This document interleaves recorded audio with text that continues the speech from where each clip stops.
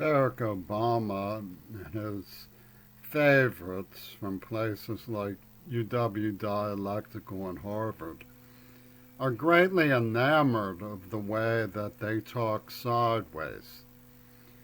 But the communication in their sideways talk is phantom communication filled with mirages.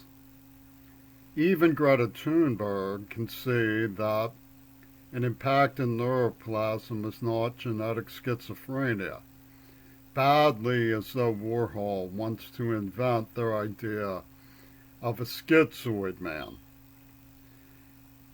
The British like to bang on to the effect that 35 million dead from the AIDS catastrophe renders one blighter's life meaningless, when, in reality, all of this talking sideways, phantom motif, and mirage mongering, if anything, renders the life of John Lennon meaningless. America played center stage in the COVID Northwood because of the world on the world stage. It is the most theater prone. It also can be noted that our attempts to enshrine important people can be undone by hostile deed in an atmosphere of neglect here in a way that it can't be in most other societies. As a result of this combination of factors, we ended up center stage with a bonus attack from the sideways talkers of phantom speech and mirages, banging on endlessly that one blighter is meaningless. What's meaningless is the idea that they didn't tip their hand when they said things like the whole is greater than the sum of its parts at a time when public information and warning was badly needed.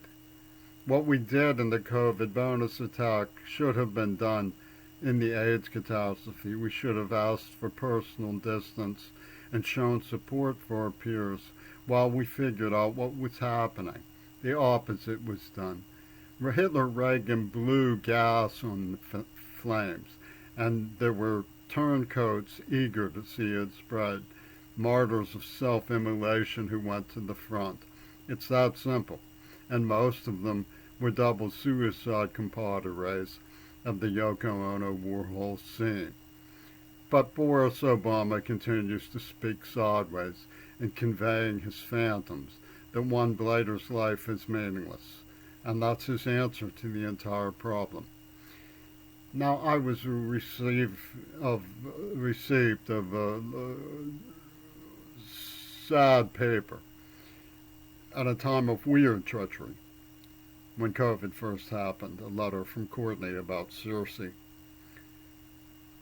It shows that the Mason lodges who went on to kill two more Kennedys are playing a game of Ascalus and Orestes, a game of the House of Atreus. They put foul things in my mouth.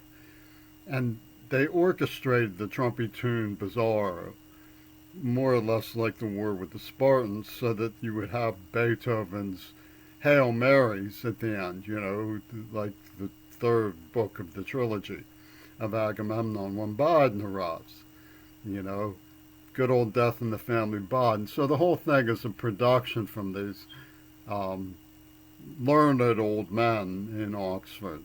I have nothing against what I've heard about the elderly Lord Fowler's interest in addressing the AIDS catastrophe, and I would call upon him to explain what Gail Burston is doing on the cover, a Mesmer close lookalike of Robert Fripp's God Save the Queen album.